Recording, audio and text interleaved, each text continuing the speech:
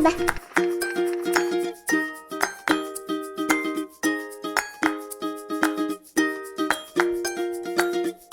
Hi, everyone, and welcome to Season 4 of Parent Talk, where we strive to parent authentically and continue to grow alongside our children. I'm your host, Geneviève Heather, mom of two. We are broadcasting out of the Greater Vancouver area and are proud to provide the most up-to-date expert information for today's parent. Our goal is to inspire you become a more confident, peaceful, connected, and authentic parent. I'm, of course, with my co-host. Hi, Heather. Hi, everyone. Yes, Heather Vox, your co-host of Parent Talk. I am also a mom of two, and we are all in this journey together, and we don't want to be there alone. So we want to invite you to listen and learn with us. And of course, asking for help is always something we definitely need to do sometimes. So definitely give yourself permission for that. So our community is here to build strength and support along the way from all those early years all the way to puberty and beyond. Awesome. Yes, totally right. So today we're talking about surrogacy, and we're happy to have with us Vanessa Wideski. Vanessa is a mom and has been a surrogate mother, and she is now surrogate mother for the second time. So welcome, Vanessa. Welcome to Parent Talk Podcast. Hi, yeah, thank you for having me. I'm really excited to chat with you ladies tonight. Oh, it's awesome to have you. Do you know what, Vanessa? You're actually the first person that I meet that is offering that's doing this for someone else. And I think it's so fantastic, but you're the first person that I meet.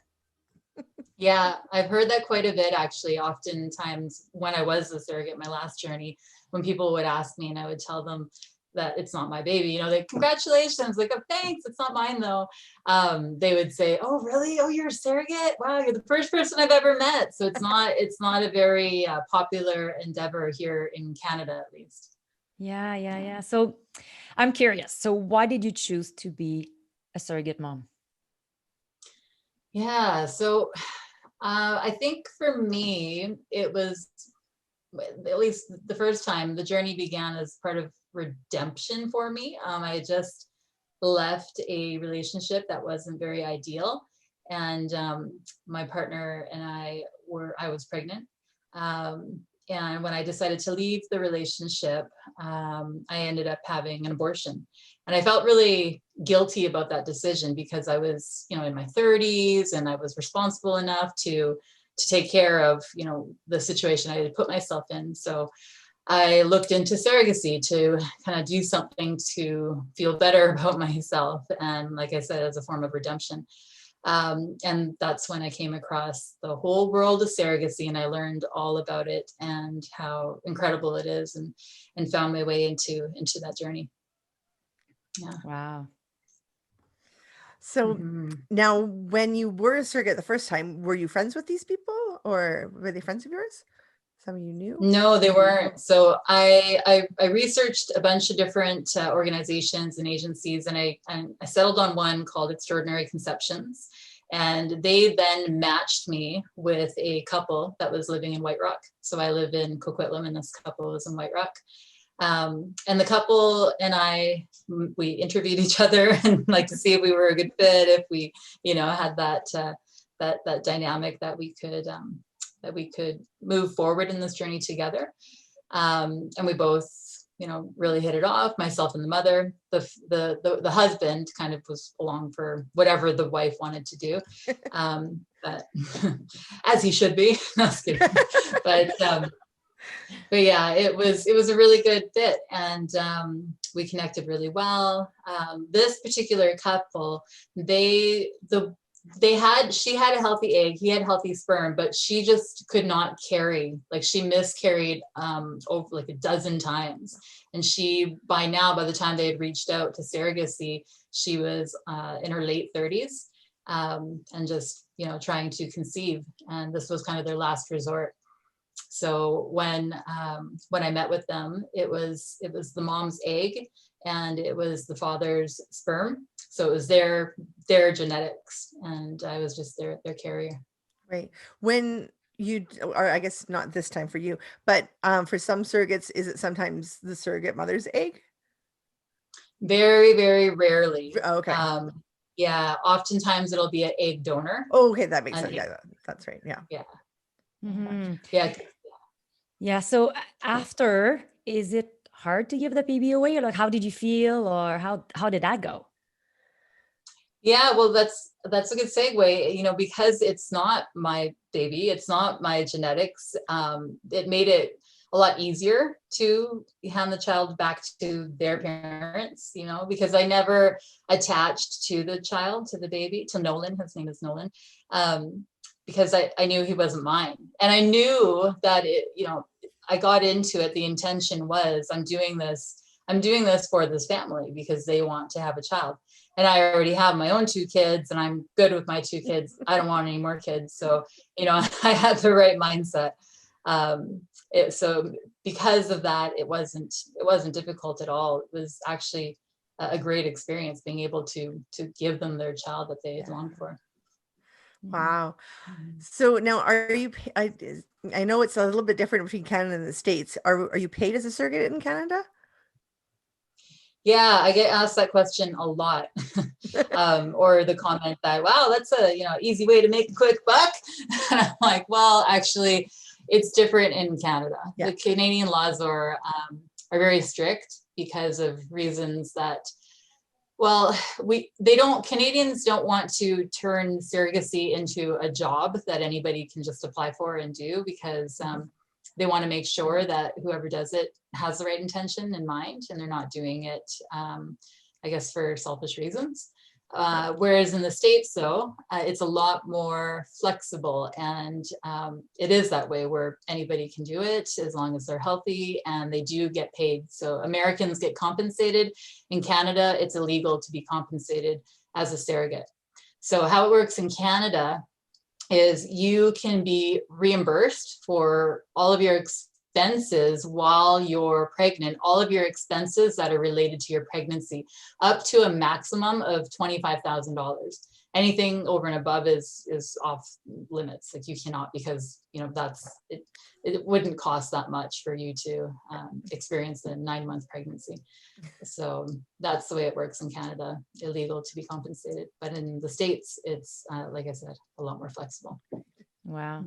So I guess it makes things more complicated if, my 2 children are IVF. So I was older and we decided to have children older, but it worked for us, right? But if it didn't work, the next step, if I couldn't carry, you're basically looking at surrogacy, right? If it's the same kind of the same scenario, if the 2 eggs are good, or maybe you need a donor eggs, but if you can't carry, then that's the next step. So I got to say, at one point, me and my husband had this conversation because we didn't know if it was going to be a problem or not, or we're going to go there. And we didn't we were going to look into it if it was going to be an option, but it seemed complicated. So I can see how you get compensated. It's kind of a little bit complicated. The whole thing, it's not that easy, right? So I don't know. That's what I found when I was looking into it. You probably have a lot of people telling you where you start, Yeah, on both ends, right? It's, as a surrogate, it can be complicated because there's so much information out there, and there's a lot of misinformation too. And so it's just finding exactly who do you trust and what are the trusted resources out there. So again, I did extensive research and came across Extraordinary Conceptions, and they have been amazing, and they really take care of their surrogates. Nice. I remember after I gave birth, I had a home birth with the first time with all my kids, but with the last surrogacy, the parents were there? Yeah, they were both there. The mom was in my bedroom, and then the father was waiting in the kitchen, and yeah, it was fantastic. And wow, I got shivers. I'm just like, wow, okay. Yeah, it was a beautiful experience. Yeah. And they were on board for a home birth, and they were embracing everything about it. Yeah, they were a little apprehensive. Of course, they were saying, wherever you're most comfortable, that's what we're concerned with.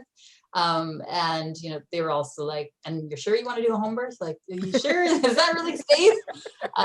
Which was also the feedback that I got from my family when I told them I wanted to have a home birth with my kids. So yeah, it's not the norm. And people, fear things that are different and not the norm until they experience it. And when we experienced it, everybody was like, good choice. Yeah, that was great.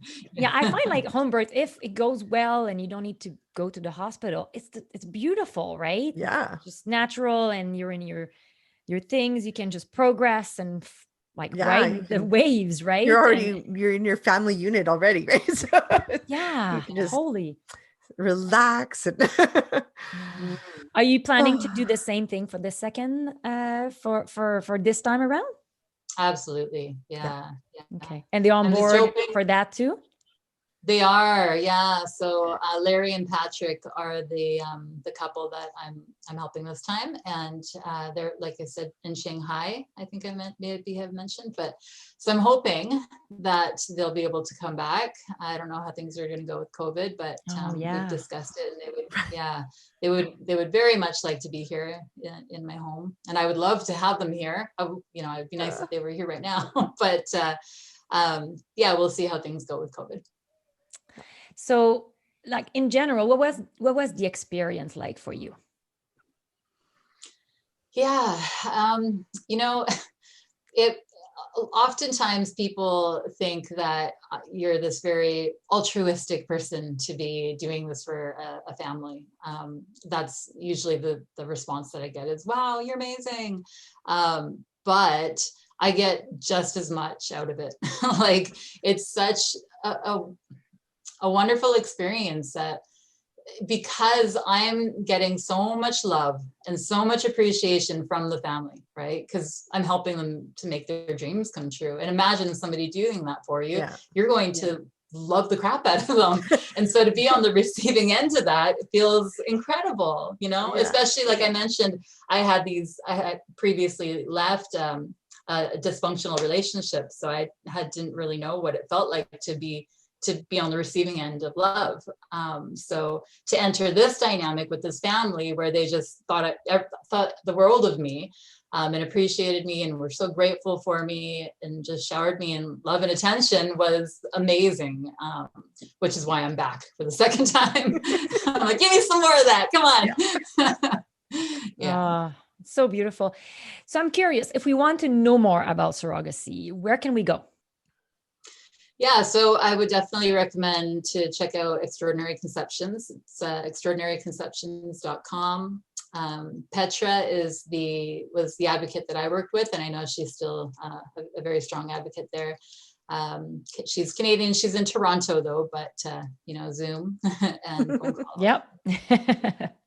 Yeah, so that's the best person to connect with. And she's also been working in that industry for a while, so she knows the ins and outs, and yeah, she's a great person. So is that where somebody goes if they're looking to be a surrogate, or if they're wanting to look for a surrogate? Is it like both ways that way? Both ways, yeah. Okay. Yeah. There's definitely a lot more demand for surrogates. There's a lot of parents who are looking for surrogates. Yeah. Right? So we need women to step up and be a surrogate, because there are so many women out there who struggle and are unable to have babies on their own. Mm-hmm. So I'm guessing more people are going toward the United States to find someone. Is it easier to find someone there? I'm curious. Yeah. If they have the money, because it's expensive to hire somebody there too, right? I think the surrogates there are like, I don't know, probably 50,000 and up. Like 100,000 with everything in, you have to come up with to hire a surrogate in the States. So and there's always a risk of not working, right? And then exactly. Mm-hmm. So it's a big investment, and there's no guarantee. So a lot of people look to Canada because it doesn't come with the hefty price tag, right? And you know that you'll be working with somebody that you can trust, and they have good intentions. We just need more Canadians to step up and be part of the solution for all the moms that are looking for help. Mm-hmm. Well, thank you so much. I know that you're making a family super happy. And for anybody else that is doing this as a gift of life, it is a gift of life. It's amazing, right? Well, thank you, Vanessa. Thank you for your time. Well, that concludes today's episode. Heather and I, again, want to say thank you for the time that you gave us tonight, and because that brings so much value to all of us parents. For our listeners, if you have a question or you would like to join us on our show as a guest or as an expert, please visit the Contact Us section on our website at parenttalk.ca. Follow us on Instagram, Facebook, and now also on YouTube at Parent Talk TV. Of course, you can subscribe directly to this podcast on our website at parenttalk.ca. So if you enjoyed today's episode, we're inviting you to share it on your social media. As we all know, parenting can be hard, difficult, So remember, it's important to laugh, keep learning, cherish your village, and be true to yourself. Parent Talk is a safe space for everyone. So thank you for joining us, and have a great week.